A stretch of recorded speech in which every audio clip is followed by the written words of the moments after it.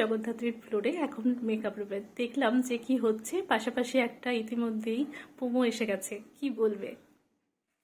বলবো বলতে আমি আর কি বলবো, বলবে তো দর্শকরা। আর দর্শকরা এত 2.5 বছর ধরে বলে আসছেন, ভালোবেসে আসছেন, সেই কারণেই আজকে জগদ্ধাত্রীর 2.5 বছর সাকসেসফুলি 2.5 বছর আমরা কাটিয়ে ফেললাম। এবং প্রোমোটা বেরোনোর পর আমরা যতটা এক্সাইটেড, আশা করব যে দর্শক বন্ধুরাও আমাদের থেকেও হয়তো বেশি এক্সাইটেড হয়ে গেছে বা হবেন প্রোমোটা দেখে। তো খুবই আশাবাদী যে আগামী দিনগুলো এরকম ভাবেই ভালোবাসা পাবো সবাই। জগদ্ধাত্রীতে কাজের অভিজ্ঞতাটা যদি একটু বলো। কাজের অভিজ্ঞতা ভীষণই ভালো। ডে 1 থেকেই করছি এই সিরিয়ালটার সাথে যুক্ত। কাস্ট এন্ড ক্রিউ সবার সাথে একটা ফ্যামিলি বন্ডিং মতো হয়ে গেছে। এত বছর প্রত্যেকটা মানুষের সঙ্গে প্রত্যেকটা মানুষের অলমোস্ট রোজই দেখা হয়। তো মেকআপ রুম বা ফ্লোরটা এখন তো শুধুমাত্র আর কাজের জায়গা না, একটা কি বলবো, একটা আড্ডার যোগ্য হয়ে গেছে আর কি। সব মানুষের সঙ্গে ঠাট্টাই আর কি, মজাও হয়, আবার খুব সিরিয়াসলি কাজও হয়।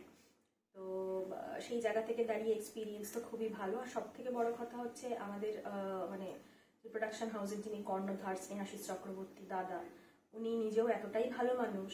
আর ওনার ট্যালেন্ট নিয়ে তো বলার মতো স্পর্ধা আমার নেই, সেটা দিয়ে আমি যাচ্ছি না। মানুষ হিসেবে উনি ভীষণ ভালো মানুষ, এবং উনিও যেরকম মানে সবার উপরে যেরকম সবাইকে একটা স্নেহ করে চলেন, তো সেই জায়গা থেকে দাঁড়িয়ে এখানে কাজ করতে তো ভালোই লাগে। অভিনেতাদের কাজ হচ্ছে অভিনয় করা, মানে যে কোনো স্ক্রিপ্টে কাজ করা বা একটু স্পেশাল হলে সেটা বেশ ভালো লাগে। তো সেই অভিজ্ঞতাটা যদি একটু বলো। হ্যাঁ, মানে কাজের মানে খুবই একধারার একগতে একভাবে কাজ করে গেলে তো একটা মনোটোনাস আসে, মানে একটা মনোটোনাস হয়েই যায় মানুষের। তো সেই জায়গা থেকে দাঁড়িয়ে যখন একটা মেগা সিরিয়াল যখন এতগুলো পর্ব হয় না, তো প্রত্যেক দিন ঝাঁকানাকা ব্যাপারটা দেওয়া সম্ভব নয়। কিন্তু সেই ক্ষেত্রে আমি বলবো যে জগদ্ধাত্রী কিন্তু ম্যাক্সিমাম এপিসোডেই সবসময়তেই ঝাঁকানাকা থাকে। কিছু না কিছু একটা ঘটছে, কিছু না কিছু একটা হচ্ছেই। মানে সেই কারণেই হচ্ছে মানে প্রতিটা এপিসোডে লোকে হয়তো বসে থাকে যে পরের দিন কি হতে চলেছে বা আগামী গল্প কি আসতে চলেছে, সেই জন্য মানুষের সেই কৌতূহলটা থাকে। এবং সেটা অবশ্যই আমি বলবো দাদা স্নেহাশিস চক্রবর্তীর গল্পের লেখনের কারণে।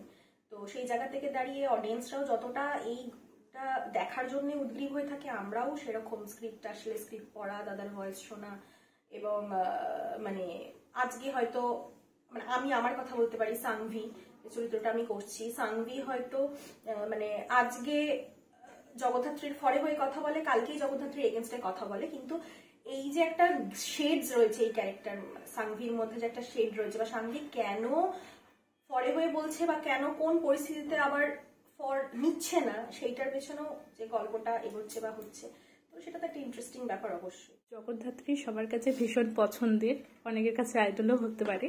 তো সেই জায়গায় দাঁড়িয়ে তোমরা কি শিখছো জগদ্ধাত্রীর থেকে কিছু, মানে ওই চরিত্রটার কাছ থেকে? জগদ্ধাত্রীর কাছ থেকে জগদ্ধাত্রীর চরিত্রটা যেরকম চরিত্রায়ন করা হয়েছে, সেটা হচ্ছে যে হচ্ছে দুষ্টের দমন, পরিষ্কার কথা। মানে যেখানেই কোনো অন্যায়, যেখানেই কোনো মিথ্যে, যেখানেই কোনো ভুল, যেখানেই হচ্ছে অসম কিছু, সেই জায়গায় আর কি দাঁড়িয়ে থেকে লড়াই করে সেটার মানে সঠিক জিনিসের এবং সত্য জিনিসের পক্ষে থাকা। জগদ্ধাত্রী একদমই একটা চরিত্র, আমি যতটুকু বুঝেছি 2.5 বছর কাজ করে।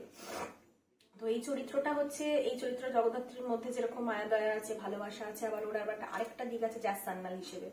তো সেই জায়গা থেকে দাঁড়িয়ে দুষ্টের দমন করা, তো যেরকম ঘরও সামলায় সেরকম বাইরেটাও সামলায়। তো জগদ্ধাত্রীর চরিত্রটা থেকে আমার মনে হয় অনেকটা পজিটিভিটি অবশ্যই মানুষ নিতে পেরেছে।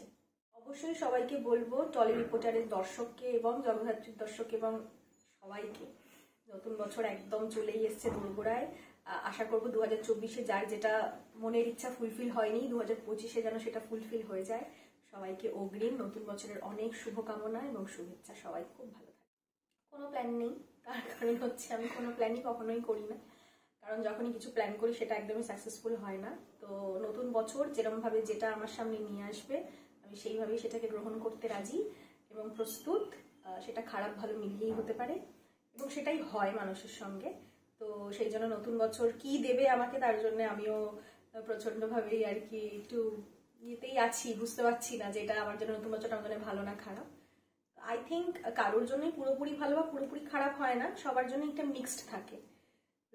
একটা বছর তো পুরো সবাইকে খারাপ দিতে পারে না, ভালো মন্দ মিশিয়েই হয়। তো আশাবাদী, আমি পজিটিভ দিকটা ধরেই চলবো। ওই যে কথাই আছে, ভালো মন্দ যাহাই আসুক সত্য এলেও সহজে। একদম, এর ছাড়া আমাদের উপায়ও নেই, আমরা আর এর বেশি করতে চাই বা কি পারি। একদম। Thank you. Thank you.